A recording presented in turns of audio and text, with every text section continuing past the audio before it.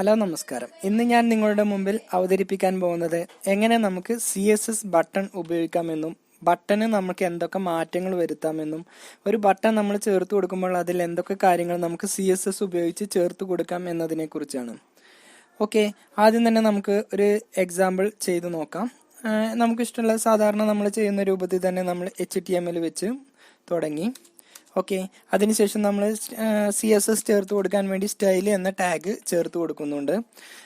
അതിനുശേഷം ഇവിടെ വന്ന് നമുക്ക് ഒരു H1 കൊടുക്കാം, ഹെഡിങ്. അതിൻ്റെ ഉള്ളിൽ നമുക്കൊരു ടെക്സ്റ്റ് ചേർത്ത് കൊടുക്കാം, ബട്ടൺ എക്സാമ്പിൾസ് നമുക്കിവിടെ ചേർത്ത് കൊടുക്കാം. ചോയ്സാണ്, നമുക്ക് ഇഷ്ടമുള്ള എന്താണെങ്കിൽ അത് ചേർത്ത് കൊടുക്കാം. അതിനുശേഷം നമ്മളിവിടെ വന്ന് ഒരു ബട്ടൺ ക്രിയേറ്റ് ചെയ്യുകയാണ്. അപ്പോൾ ബട്ടൺ ക്രിയേറ്റ് ചെയ്യണമെന്നുണ്ടെങ്കിൽ ടാഗാണ് ബട്ടൺ. ഓക്കെ, ഈ ബട്ടണ് നമ്മളൊരു ക്ലാസ് നെയിം കൊടുക്കുന്നു. ക്ലാസ് നെയിം ഇഷ്ടമുള്ളത് നമുക്ക് ചേർത്ത് കൊടുക്കാം. ഞാൻ B1 എന്ന് ക്ലാസ് നെയിം ചേർത്ത് കൊടുത്തു. ഈ ബട്ടണിൻ്റെ ഉള്ളിൽ നമുക്ക് ഒരു ടെക്സ്റ്റ് ചേർത്ത് കൊടുക്കാം. ഞാൻ റെഡ് കളർ ബട്ടൺ ആണ് ചേർത്ത് കൊടുക്കുന്നത്. ഓക്കെ, അപ്പോൾ നമ്മളിവിടെ ചെയ്യാൻ പോകുന്നത് എക്സാമ്പിളും എങ്ങനെ നമുക്ക് ബാക്ക്ഗ്രൗണ്ട് ബട്ടണിൻ്റെ ഉള്ളിൽ ബാക്ക്ഗ്രൗണ്ട് കളർ ചേർത്ത് കൊടുക്കാം എന്നതിനെ കുറിച്ചാണ്. അപ്പോൾ ഒന്നാമത്തെ B1 എന്ന ബട്ടൺ ക്രിയേറ്റ് ചെയ്തു. ഇത് ഞാനൊരു മൊത്തം ഒരു 3 ബട്ടൺ ഇവിടെ ക്രിയേറ്റ് ചെയ്യുന്നുണ്ട്. ഓക്കെ, ഒന്നാമത്തെ ബട്ടണ് B1 എന്നും രണ്ടാമത്തെ ബട്ടണ് B2 എന്നും മൂന്നാമത്തെ ബട്ടണ് നമ്മൾ B3 എന്നും നമ്മൾ ഇതിന് ടെക്സ്റ്റ് ചേർത്ത് കൊടുത്തു. ഇനി ഇതിന്റെ കളറ് നമുക്കിവിടെ വന്ന് ആദ്യത്തിന് റെഡ് എന്നും രണ്ടാമത്തിന് നമുക്കിവിടെ വന്ന് ബ്ലൂ എന്നും മൂന്നാമത്തിന് നമുക്ക് ഗ്രീൻ എന്നും ചേർത്ത് കൊടുക്കാം. ചോയ്സ് ആണ്, നമുക്ക് എന്താണോ ടെക്സ്റ്റ് വേണ്ടത് അത് നമുക്ക് ഇഷ്ടത്തിനനുസരിച്ച് ചേർത്ത് കൊടുക്കാം. ഇനി ഓരോ ബട്ടണും നമുക്ക് എന്തൊക്കെ മോഡലാണ് അല്ലെങ്കിൽ എന്തൊക്കെ കാര്യങ്ങളാണോ നമുക്ക് ഇതിലേക്ക് ചേർത്ത് കൊടുക്കേണ്ടത് അത് നമുക്ക് ചേർത്ത് കൊടുക്കാം. ആദ്യം തന്നെ നമ്മളിവിടെ വന്ന് ബട്ടൺ മൊത്തത്തിലൊരു സ്റ്റൈല് നമുക്ക് ചേർത്ത് കൊടുക്കാം. അപ്പോൾ നമ്മളിവിടെ വന്ന് ബട്ടൺ എന്ന് ചേർത്ത് കൊടുത്തു. അതിനുശേഷം നമ്മൾ ബ്രാക്കറ്റ് ഓപ്പൺ ചെയ്തതിന് ശേഷം നമുക്കിതിന് കളറ് ചേർത്ത് കൊടുക്കാം. കളർ ചോയ്സ് ആണ്, ഇഷ്ടമുള്ള ഒരു കളറ് നമുക്ക് ചേർത്ത് കൊടുക്കാം. ഞാൻ ലൈറ്റ് ഗോൾഡൻ റോഡ് യെല്ലോ എന്നൊരു സ്റ്റൈല് ഒരു കളറ് നമുക്ക് ചേർത്ത് കൊടുത്തിട്ടുണ്ട്. ഇഷ്ടമുള്ള ഏതാണോ വേണ്ടത് അത് നമുക്ക് ചേർത്ത് കൊടുക്കാം. അതിനുശേഷം നമ്മളിവിടെ വന്നൊരു ഫോണ്ട് സൈസും നമുക്ക് ചേർത്ത് കൊടുക്കുന്നു. ഏത് രൂപത്തിലാണോ ഇതിന്റെ ഫോണ്ട് വേണ്ടത് അത് നമുക്ക് ഡിസ്പ്ലേ ചെയ്യാൻ വേണ്ടിയാണ് ഫോണ്ട് സൈസ് ചേർത്ത് കൊടുക്കുന്നത്. ഞാനൊരു 30 പിക്സൽ ഫോണ്ട് സൈസും ചേർത്ത് കൊടുക്കുന്നുണ്ട്. ഇനി നമ്മൾ ഇതിൽ ക്രിയേറ്റ് ചെയ്ത ഓരോ ബട്ടണും ഏത് സ്റ്റൈലാണോ വേണ്ടത് അത് നമുക്ക് ചേർത്ത് കൊടുക്കാം. അപ്പോൾ ഒന്നാമത്തെ ബട്ടന്റെ ക്ലാസ് നെയിം നമ്മൾ .B1 എന്ന് ചേർത്ത് കൊടുത്തു. ഇതിന് നമുക്ക് ബാക്ക്ഗ്രൗണ്ട് കളർ നമ്മളിവിടെ ചേർത്ത് കൊടുക്കുന്നത് റെഡ് ആണ്. ഓക്കെ, അതേപോലെ തന്നെ നമ്മൾ രണ്ടാമത്തെ ബട്ടണ് B2 എന്ന് ചേർത്ത് കൊടുത്തു. ഇതിന് നമ്മൾ ബാക്ക്ഗ്രൗണ്ട് കളറായി നമ്മളിവിടെ ചേർത്ത് കൊടുക്കുന്നത്.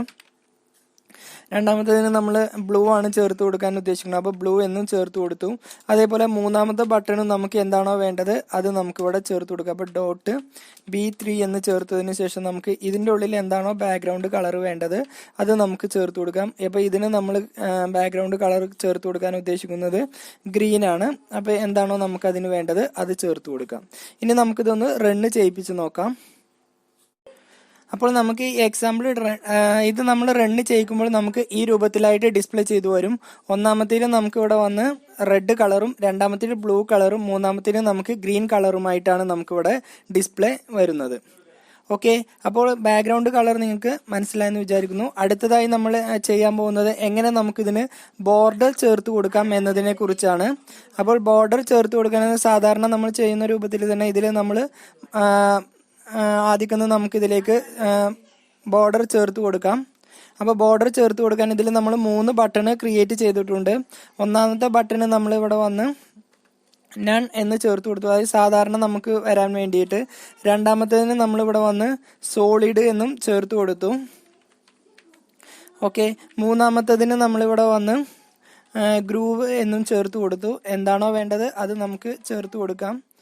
അപ്പം ഞാനിവിടെ വന്ന് രണ്ടാമത്തിന് ഗ്രൂവ് എന്ന സ്റ്റൈല് നമ്മൾ ബട്ടണ് ചേർത്ത് കൊടുത്തു. ഇനി അതേപോലെ തന്നെ നമുക്ക് നാലാമത്തെ ബട്ടൺ കൂടി ക്രിയേറ്റ് ചെയ്യാം. ഇതിന് നമ്മളിവിടെ ചേർത്ത് കൊടുക്കാൻ ഉദ്ദേശിക്കുന്നത് ഡാഷ്ഡ് എന്നാണ്. അതായത് നമ്മൾ മുമ്പ് ബോർഡർ പഠിച്ചപ്പോൾ പറഞ്ഞിട്ടുണ്ട്. അപ്പം നമുക്ക് ഈ ബട്ടണിൻ്റെ ഉള്ളിൽ ടെക്സ്റ്റ് ഡാഷ്ഡ് എന്ന് ചേർത്ത് കൊടുത്തു.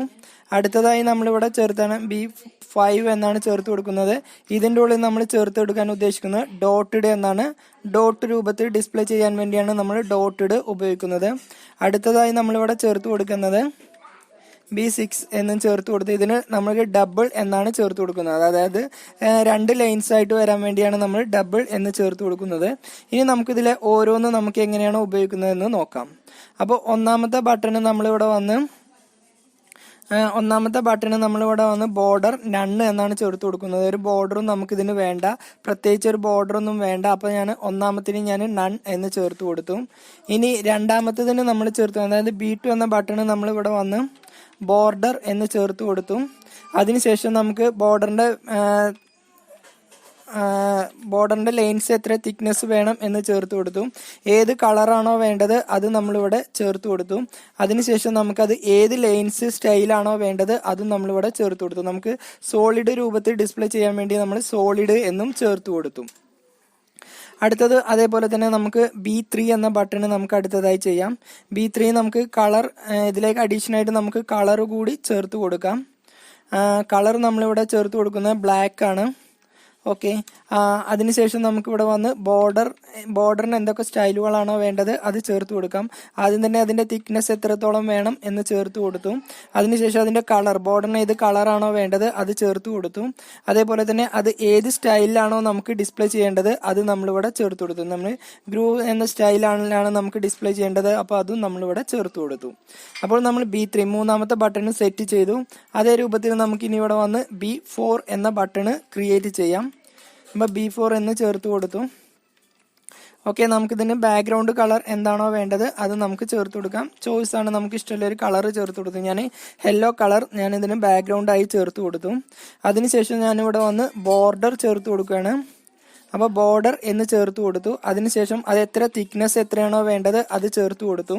അതിനുശേഷം അതിന്റെ കളർ ഏതാണോ, നമുക്ക് ബോർഡറിന് കളർ ഏതാണോ വേണ്ടത് അത് നമുക്കിവിടെ ചേർത്ത് കൊടുക്കും. ഞാൻ ഇതിന് കളർ റെഡ് ചേർത്ത് കൊടുത്തു. അതേപോലെ അത് ഏത് സ്റ്റൈലിലാണോ വേണ്ടത് അത് നമുക്ക് ചേർത്ത് കൊടുക്കാം. ഞാൻ ഡാഷ്ഡ് എന്ന സ്റ്റൈലാണ് ഉപയോഗിക്കുന്നത്.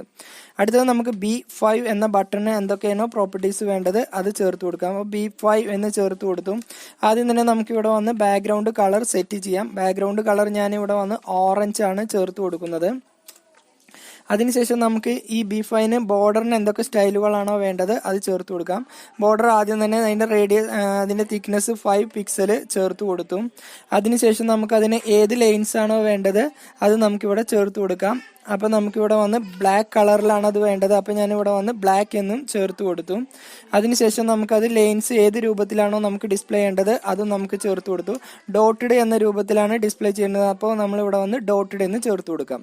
അതിനുശേഷം നമുക്ക് B6 അടുത്ത ബട്ടണിന് എന്തൊക്കെയാണോ സ്റ്റൈലുകൾ വേണ്ടത് അത് നമുക്ക് ചേർത്ത് കൊടുക്കാം.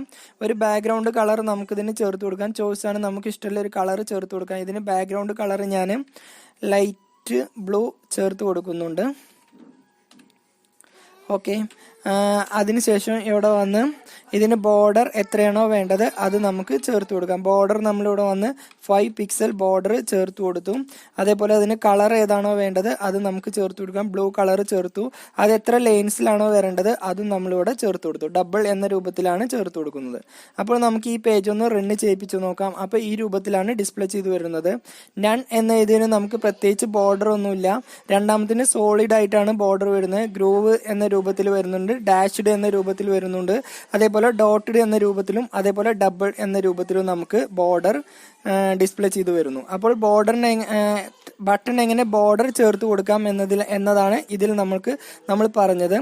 അടുത്തത് നമുക്ക് ബോർഡറിന് എങ്ങനെ റേഡിയസ് തീരുമാനിക്കാം. റേഡിയസ് എന്ന് പറഞ്ഞാൽ അതിന്റെ കോണുകളൊക്കെ ചെരിഞ്ഞും ആ രൂപത്തിലൊക്കെ വരുന്നതിനാണ് നമ്മൾ റേഡിയസ് ഉപയോഗിക്കുന്നത്.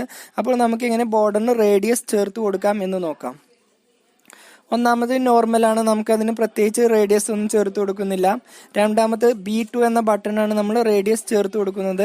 അപ്പോൾ ബോർഡറിന് നമ്മൾ റേഡിയസ് ചേർത്ത് കൊടുക്കാൻ ബോർഡർ റേഡിയസ് എന്ന് എഴുതുക. അതിനുശേഷം നമുക്ക് അതിന് എത്ര പിക്സലാണോ നമുക്ക് വേണ്ടത് അത് നമുക്ക് ചേർത്ത് കൊടുക്കാം. ഞാൻ 7 പിക്സൽ ചേർത്ത് കൊടുത്തു.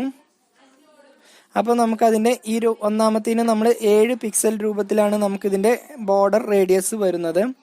ഇനി അടുത്തതായി നമുക്ക് B3 എന്ന ബട്ടണ് നമുക്ക് എങ്ങനെ ബോർഡർ റേഡിയസ് ചേർത്ത് കൊടുക്കാമെന്ന് നോക്കാം. അപ്പോൾ ഇവിടെ വന്ന് ബോർഡർ റേഡിയസ് എന്ന് ചേർത്ത് കൊടുത്തു. അതിനുശേഷം നമ്മൾ ഇതിന് ചേർത്ത് കൊടുക്കുന്നത് 10 പിക്സലാണ് ബോർഡർ റേഡിയസ് ചേർത്ത് കൊടുക്കുന്നത്. അപ്പോൾ 10 എന്ന് ചേർത്ത് കൊടുത്തതിന് ശേഷം ഇത് റൺ ചെയ്യിക്കുമ്പോൾ ഇതിന് 10 പിക്സലായിട്ട് നമുക്ക് ബോർഡർ റേഡിയസ് വന്നതായിട്ട് കാണാം. ഓക്കെ, അടുത്തതായി നമ്മൾ 20 ബോർഡർ റേഡിയസ് 20 ചേർത്ത് കൊടുക്കുന്നത്. അപ്പോൾ ഇവിടെ വന്ന് ബോർഡർ റേഡിയസ് എന്ന് ചേർത്തതിന് ശേഷം നമുക്ക് ഇവിടെ വന്ന് 20 പിക്സൽ ചേർത്ത് കൊടുക്കാം. അപ്പോൾ 20 പിക്സൽ ചേർത്ത് കൊടുക്കുമ്പോൾ അതിന് ഈ രൂപത്തിലായിരിക്കും നമുക്കിതിന് ബോർഡർ റേഡിയസ് വരുന്നത്. അടുത്തതായി നമുക്ക് 30 പിക്സൽ ബോർഡർ റേഡിയസ് ചേർത്ത് കൊടുക്കാം. അപ്പോൾ ഇവിടെ വന്ന് ബോർഡർ റേഡിയസ് 30 പിക്സൽ ചേർത്ത് കൊടുക്കുക. അപ്പോൾ 30 പിക്സലാണ് നമ്മൾ ചേർത്ത് കൊടുക്കുന്നതെങ്കിൽ ഈ രൂപത്തിലായിരിക്കും നമുക്ക് ഡിസ്പ്ലേ ചെയ്ത് വരിക. അടുത്തത് നമുക്കിവിടെ വന്ന് ബോർഡർ റേഡിയസ് ഒരു 25 പിക്സൽ ചേർത്ത് കൊടുക്കാം. അപ്പോൾ ഇവിടെ വന്ന് ബോർഡർ റേഡിയസ് എന്ന് ചേർത്ത് കൊടുക്കുക. അതിനുശേഷം 25 പിക്സൽ ചേർത്ത് കൊടുക്കുകയാണെങ്കിൽ അതിനനുസരിച്ചായിരിക്കും നമുക്ക് ഇവിടെ വന്ന് ബോർഡർ ഡിസ്പ്ലേ ചെയ്ത് വരിക. ഇങ്ങനെ നമുക്ക് ബട്ടണ് ഏത് രൂപത്തിലാണോ വേണ്ടത് അതിനനുസരിച്ച് നമുക്ക് ബോർഡർ ചേർത്ത് കൊടുക്കാം.